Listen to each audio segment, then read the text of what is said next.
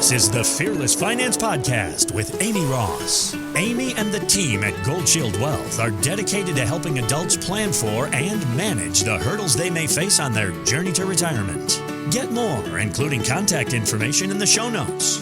Now, Fearless Finance with financial advisor Amy Ross. My name is Mark Owens, and Amy, right out of the gate, I hear you every weekend.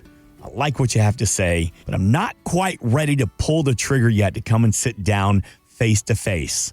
But you do have the opportunity with a dinner seminar. That's right up my alley. Some of these educational workshops. Tell me about them. Yeah, I love to educate. That's always been one of my passions. And so I offer educational workshops around the area, all the way up to Ocean Isle Beach. I've got a couple up there. What I do is I really enjoy making it a fun night. So it's more like a dining experience for you and your friend or your spouse if you come. And it's just a time and a chance to learn how to navigate retirement and just learn the whys and the concepts behind why things need to be the way they are, because it's a whole different landscape. So I try to put a fun spin on things only because I spent so many years going to radiation oncology and physics type of conferences to where I would have to sit, at an hour at a time, sometimes 8 hours a day, and listen to all these talks. So I try to make it fun and enjoyable. And I took that from what I learned is when the speaker was more interactive and made me understand it, I actually enjoyed learning about it. So that's my whole goal, is to make a complicated and somewhat painful topic for most people an actual enjoyable night out. And then I get to meet everybody. I always say hi to everybody that comes. That's why seats are limited, because I actually like to get to know the attendees. And that way, you can speak with me, get to know who I am as a person. But the one thing that I highly suggest is, if you're listening to this on the radio, go on to either Spotify or Apple Music and look up Fearless Finance with Amy Ross and listen to some of my podcasts, and you'll probably feel like you know me pretty well by the time you even come to one of my dinner seminars. The name of the podcast is called Fearless Finance. It's all commercial free. You can find it across all podcast platforms. To get more at goldshieldwealth.com. Now, as we're talking about these educational dinner seminars, will I have an opportunity? Do you do like a Q&A to ask you some questions, or is that something? Oh, absolutely. I encourage that. Yeah. As a matter of fact, if I'm walking around at the end and a couple sitting at a table asks me a question that I think everybody would benefit from me just answering it to the group, I will beller that out, like, hold on, ring, ring, ring, like a little fork on the glass, grab everybody's attention, because yes. And that's the one thing that I've tried to create with my dinner seminars, is the fact that what people need to realize is they're all in the same boat. Everyone there is the same age demographic, same age range. You're in the same boat. And most people's questions are pretty much the same. They just ask them differently. So I use that a lot of times to help them help me educate, because one person can say it a certain way and it'll click. Whereas the other person, it's just sometimes just hearing it at the right time, Mark. Yeah. And a lot of people think like, I'm embarrassed because I've made some financial mistakes, or I'm embarrassed because I don't know as much as I should about Social Security. But you get in a room of like-minded adults that are in your same situation, you realize you are not alone. Not at all. And I actually call people out on that too. I'm like, there's so many misconceptions going on in this room, that everybody has X amount of dollars and everybody knows this. I'm like, the bottom line is you don't. Yeah. When people walk in and they know a lot, I'm like, oh my goodness, here's another person that's into numbers like me. But honestly, that might be 2 out of every 10 people that walk in my door. Most people, it's just not their thing. Just like art is not my thing. Ask me to draw you a picture and you're going to barely get a stick person, because art is not my thing. Numbers are. So that's where I say, find someone that you feel comfortable with, because half of the battle is opening up and actually talking to someone like myself and being vulnerable with them to show them what you've done. Because just like if you were going to go to a doctor for a diagnosis, if you only give him half of your symptoms, he's probably not going to find the cure. Amen. It's no different. So that's where I try to create just a very open, warm, non-judgmental environment to where people can really open up to me, because I want to help everyone as fully as I can. And I'm very honest with people myself. I've been through divorce. I've been through a lot in my own life. I haven't always had what I have now financially. So if I can help other people not make mistakes I personally made, or by things I know so much more now than I knew then. And that's just the thing. That's why I believe knowledge is power. And that's why my whole style is really educating and making you understand things, because then you feel good and you feel warm and fuzzy about your decisions and you feel like you're in control. Yeah. No one likes feeling out of control. And I'll be honest with you, Amy, I'd rather have a math nerd than an artist helping me out anyway. So if you're with your financials, probably, but if you're home decorating, you do not want me. Your house will look terrible. Yeah, that's why I have a wife. That's what she does that. But when it comes to money, Amy Ross, hey, we invite you to text the word seminar to 843-585-5223. You can call or you can text the word seminar to get more information about the upcoming educational workshops from Amy Ross and the team at Gold Shield Wealth. You mentioned money there a couple seconds ago, Amy, about everybody's got a different amount of money saved. And that can be a problem for adults entering to retirement, because we think we can't retire successfully unless we have $4 million saved, unless we have $3.5 million in assets. Well, Jamie, I saw on TV to have a successful retirement, I need at least $2.5 million. That can be a myth and a misconception. That can also be a dangerous way of thinking, Amy. Absolutely, because it's all based on your lifestyle. You know, I have some people that are content living in a 1,000-square-foot house, you know, out of their minivan, but that's the lifestyle they want, right? So that person probably doesn't need $4 million. Mm-hmm. But if you're more like myself and Andrew, you know, I'm trying to save up millions because I want to go live it up. You know, we want to travel. We want to be able to do things. So no, there isn't a magic number. I get asked that a lot. Like, what is the magic number? The magic number is what you want it to be.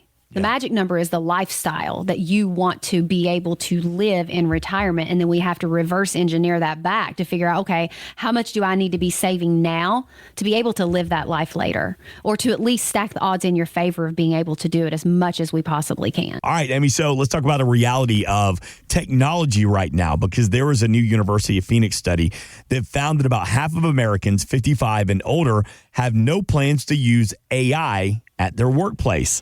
That does not surprise me at all. I agree. Yep. That resistance, however, could come with some consequences, because AI-driven layoffs have affected close to 100,000 American workers. So if you're thinking, maybe it's time to walk away on my own terms because I don't want to try to learn this new technology if I'm going to retire in the next 5 years anyway, how does that conversation go for the adults that are ready to retire a little bit earlier than originally planned? Then we need to start planning right away. Stat, because I get that. I do. And I've often thought about that. But, you know, the thing is AI is definitely coming. I was watching a documentary over the weekend, last weekend, of talking about, you know, AI, they're predicting to be as big as the Industrial Revolution. I mean, it's going to change our way of living, and that's huge. But again, I get it, to be, you know, toward the end of your career, you know, you don't really want to learn anything new. You just want to coast through it. That's where, you know, sit down with me, make an appointment, and let me take a look and see, you know, how can we make this happen if you decide to peace out? You know, I'm always, you know, the more we can keep you in the driver's seat on when you decide to retire. And then if it comes at you and it's just too much, you know, then we can put the plan in place. Because, I see that as being a problem. And realistically, I don't really blame them, if I'm being honest. I wouldn't want to have to learn a whole new thing either, you know, after doing it for so many years. That would be frustrating. Yeah. Well, it's like when every time there's like a new social media that pops up, I think it was like Threads or something. And I was like, you know what? I am too old to try to figure out another social media.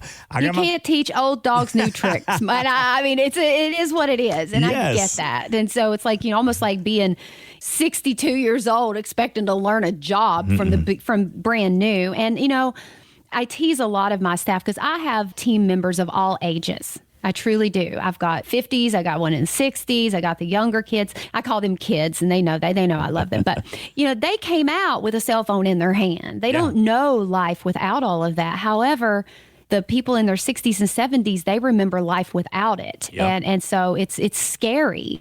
And, you know, me, I'm kind of, you and I, Mark, I think we're somewhere in the middle, right? You still remember getting a cell phone 100%. And you still remember computers. But I'll be honest, a lot of the AI stuff scares me too. You know, so I get it. I'm kind of in the middle with it. Like, I believe we have to embrace it because you and I are just too young to peace out of work, right? So we have to get on board with a lot of the stuff that's happening. But, you know, I believe in a lot of days, if I could resist it and it would be okay, I sure would too. I remember having to call my elementary or middle school girlfriend and her dad answering the phone. And I had to talk to her dad. And you know how uncomfortable that was? Well, and remember too, like your mom could pick up on the phone in the kitchen while you're in the bedroom and sit there and listen to the whole entire conversation. Yes. You know? No, it was I had a the different cord world. stretched across the kitchen into the downstairs so she bathroom. couldn't get well. But how about when cordless phones came out and you could have 5 handsets? Dude, that was a game changer. Real slippery there. I always had to make sure I had them all hid before I talked to my boyfriend so my parents couldn't listen in. Let me give that number, 843-585-5223. That's for the adults that are like, you know what? I've done good. I think I'm ready to retire a little bit earlier than originally projected, but I think I'm on the right path. But what about for those adults that see that pink slip coming? Maybe they're starting to see the writing on the wall about AI, and they're going, yeah, I don't know how safe I am. So what would you tell that person who is kind of forced out? I would say give me a call stat, just like I told the other person. I mean, for sure, that person for sure. Like as soon as you see the writing on the wall, again, get ahead of it. Outside of calling you, if I know that a pink slip's coming, do I need to double check my 401k? Should I make sure that I would gather all the account balances that you have, and first and foremost, really and truly look at your expenses. Look at your monthly expenses. Get that under control, because that's one thing that almost everybody that walks in here will say, oh, I spend X amount of dollars every single month. And then I start drilling into it. And I'm like, well, what do you spend for this? What do you spend for that? So really get a good handle on incoming versus outgoing, right? Because life doesn't change just because you retire, whether you're forced into it or not. Life is always about what's going in and what's going out. That's right. No different. So, to help me help you quicker, get a handle on a lot of those things. Look and see, what are you paying for those monthly subscriptions to all these streaming services? What kind of junk have you clicked that you would try a 7-day trial period on and you've forgotten to cancel it? Just little things like that. Start being a detective in your own bank statements and see, where's my money bleeding out to? Because eventually, if you do quit, whether you're forced or whether you choose, the income is going to stop other than what you've got set aside. So every dollar counts. You want to make sure you're keeping it. As we're going kind of retro, did you have a pager? Go through a beeper phase? You know what?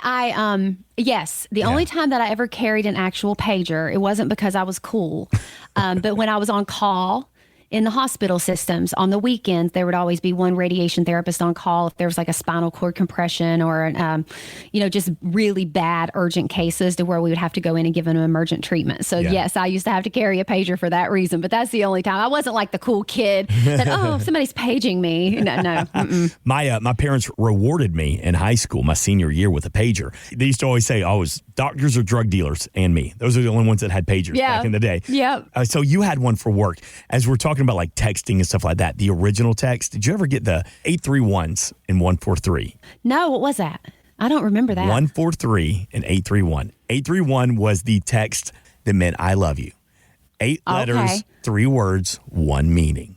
I love you. Oh, well, see, I didn't have a pager, and doctors weren't texting me 831. They were texting me, get your butt to the hospital because I need a therapist to treat this cancer patient. All right, so our worlds were a little bit different with our pagers. Yeah, we're not talking about pagers in the same capacity at all, Mark. That's because you're a professional and I'm a degenerate. All right, so let's continue this conversation about income to and through retirement. And I know a big conversation you have that at your dinner seminars, at your workshops, just one-on-one conversations, and that's always thinking about Social Security. There's another new idea to give more life to Social Security. Maybe put a cap on what you get per year. How would that impact many of the people you work with if they try to put a cap on the Social Security, Amy? It's going to cause pay cuts, obviously. And, I do have a lot of people, who have high pensions and higher Social Securities that really don't have much at all saved beyond that and are spending all that. So it's probably going to cause some major issues because obviously we live in a society that people generally spend what they get, right? We just do, especially, the one thing that always makes me laugh too is when people say to me, I'm going to spend less in retirement. I'm like, no, you're not. No, you're not, because you're going to have more time to do things. So that's where, I always say, let's not plan for Social Security as our, I always dummy the amount down really, because we don't know how much of it is going to be stable. So if we have other assets wrapping around that's where those are going to come in handy to make up that deficit. But if you have nothing else and that's all you've planned on, then that's where you might be going through your expenses real hard trying to cut out some costs, or it may impede on your travel, more than likely your fun. So what conversations are you having right now about Social Security? Not necessarily capping it. For a certain age, are you saying you're still good, but if you're under the age of 50, your benefits, maybe consider it just a bonus? Yeah, for like our age, younger people, I basically assume it's not going to be there just because I would rather plan for it not being there and then it be there. Then we got a big old bonus rather than erring not on the side of caution and it not be there for people. Right. For people who are already in retirement now, we know what we know today. However, I do like to keep other assets aside for those reasons, for even if it's just inflation. But I know in my time in the industry, a lot of the years I've seen them give a Social Security COLA increase, but then Medicare premiums go up. So, I mean, it's the government. They're, usually where they give it in one spot, they take it back in another. Yep. And so that's where it really scares me. I sent someone out of the office just a few days ago crying. They literally walked out crying because they were not going to have enough income and they needed to work until they were 70 and they wanted to really stop working at 62. Oh. But that's where, if Social Security is really what's carrying you, that's scary. That's very scary. That's where, if that's what you're banking on, you need to really buckle down on your savings so that you have a resource outside of that just in case, because it's unpredictable. Amy, I'm 52 years old. I'm ready to get serious. I take advantage of the full body scan of our retirement plan. We sit down, we start building a portfolio, and Amy, I tell you, hey man, I'm just going to rely on my Social Security and my 401k as income in retirement. Do you see that as a great opportunity, or do you say, nope, we got to get some more income streams coming in? I would say diversify that. We got to look at that 401k. I mean, what have you got for Roth money? What have you got in other accounts that can be more tax efficient? That's a huge disconnect with people. They think if they just save it in their 401k, that's all they need to do. But that's really not at all everything you need to do. You need to have your tax buckets diversified to keep yourself tax efficient when we do reach retirement age. So for myself, I like to set up different types of money. Definitely take advantage of the tax savings by some pre-tax dollars, but where a lot of people miss out are those brokerage accounts, the money that can be tax efficient. Start funding some of that. If you're not putting into a Roth, and you can, fund that first. Do your match on your 401k and anything else that you're putting in that, fund the Roth with it. Just make sure that you're trying to maximize every dollar. Life is about shoving dollar bills in the right places where they're going to maximize themselves for us. So that's where you got to look and see, where can I shove this dollar bill, or how many of those do I need to shove in that corner to make it the most it can be for me when I'm in my 60s and 70s. I apologize, Amy. You said shove dollar bills in the right places, and my mind went in the wrong place. Oh, it went right in the gutter, like I said earlier, I am a degenerate, and you should know that by now. All right, you just mentioned there funding the Roth. All right, so let's have a little conversation about how Roth conversion could help benefit an overall retirement strategy. For those that may not know, wait a minute, why do I not know more about a Roth? How come I'm not as educated as I should be?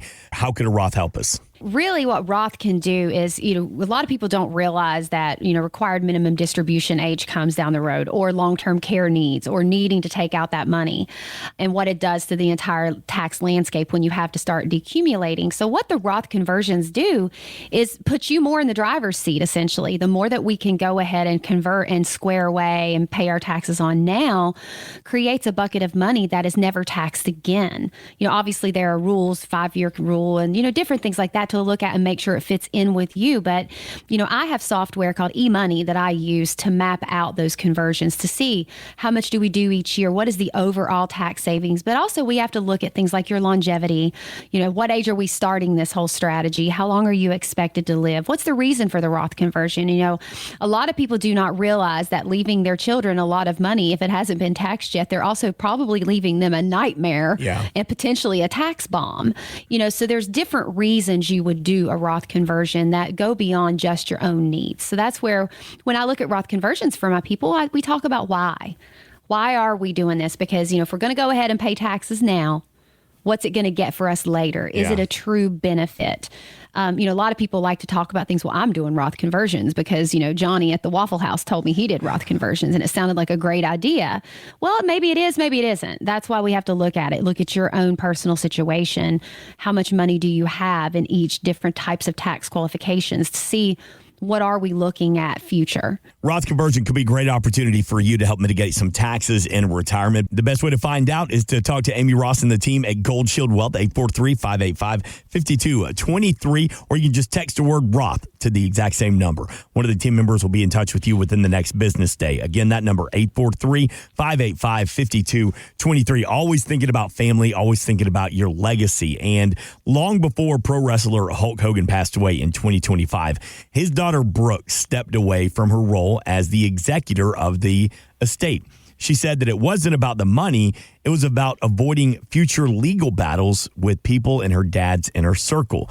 Now, she tells the Hollywood Raw podcast that Hulk Hogan's silence didn't help. I used to tell my dad when I was in the position of executor of the estate and the whole thing, I said, Dad, like, I wanted to talk to him about it first. I wanted to be like, what do I do? Like, when something happens, what do I do? Who do I talk to? What do you want me to do? And he never wanted to talk about it, which I think like any parent needs to talk to their kids about what happens. And he had everything laid out, but he didn't tell anybody what was laid out. And I think a lot of people were caught off guard. How often do these estate and legacy plans, how often do they break down? Not because of the money involved, but because families don't communicate. All the time. I mean, that is just crazy to hear that, because I have those conversations a lot with my people. I'm like, you know, when you sign on with me and my team, I need to be one of the top people in your life as far as relationships goes. The relationship with your financial advisor and someone who knows what's going on with those plans, or, you know, the executor of your estate. Those are close relationships and that your children and everyone should know. But beyond that, I'll use my own family as an example of this. And this is when it really hit me and why I spend extra time with my retirees about these things. So when my father-in-law passed away, he was a brilliant man. He worked for IBM back in Y2K. So he was a big computer guy. And he had folders and files, and he had a file with all the passwords and how to log into this or that. But he never made my mother-in-law sit down and actually go over it with him. She refused. She's stubborn. She doesn't want to deal with numbers. She hates numbers, and she just mentally would shut down. So rather than fight with her, he wouldn't make her do it. So he created this file on the computer. And, you know, Andrew and myself, we're both very intelligent, but I'll tell you, none of us could figure out this file on the computer. So that's where a lot of people think that, oh, I'm helping my children and I'm and my wife or my spouse or whatever, and I have this file and I have all these things that are sitting here. But if you've never verbally went over it with them to make sure they understand it, that's the dot that needs to be connected before you can fully say, I have prepared them, because it was a nightmare. It was undue stress on Pam. And she would tell you right now, if I had her on this radio show with me, she would say, hey, I wish I would have paid a little bit more attention or maybe ask more questions. So that conversation goes both ways. A lot of times the family members don't want to talk about it. Yeah. So the person who knows all the information has it, but they don't want to they can't get it out because nobody wants to receive the information. So that's where families need to get better and sit down and talk about it and actually be able to have the time to ask clarifying questions. Because, you know, we all hear sentences the different way, right? You interpret something different than I do. Yeah. So if you can ask and clarify, then you know what you need to do when the time comes. Insurance products are offered through the insurance business Gold Shield Wealth Financial. Gold Shield Wealth is an investment advisory practice that offers products and services through Impact Partnership Wealth, LLC, IPW, a registered investment advisor. IPW does not offer insurance products. The insurance products offered by Gold Shield Wealth Financial are not subject to investment advisor requirements. Gold Shield Wealth Financial and IPW are not affiliated companies. Investing involves risk, including the potential loss of principal. Any references to protection, safety, or lifetime income generally refer to fixed insurance products, never securities or investments. Insurance guarantees are backed by the financial strength and claims paying abilities of the issuing carrier. This radio show is intended for informational purposes only. It is not intended to be used as the sole basis for financial decisions, nor should it be construed as advice designed to meet the particular needs of an individual situation. Gold Shield Wealth is not permitted to offer, and no statement made during the show shall constitute tax or legal advice. Our firm is not affiliated with or endorsed by the U.S. government or any governmental agency. The information and opinions contained herein provided by third parties have been obtained from sources believed to be reliable, but accuracy and completeness cannot be guaranteed by Gold Shield Wealth. This radio show is a paid placement. Any and all services related to Medicare are an outside business activity and are not offered through or supervised by Impact Partnership Wealth, IPW, LLC. Gold Shield Wealth has a strategic partnership with tax professionals and attorneys who can provide tax and or legal advice.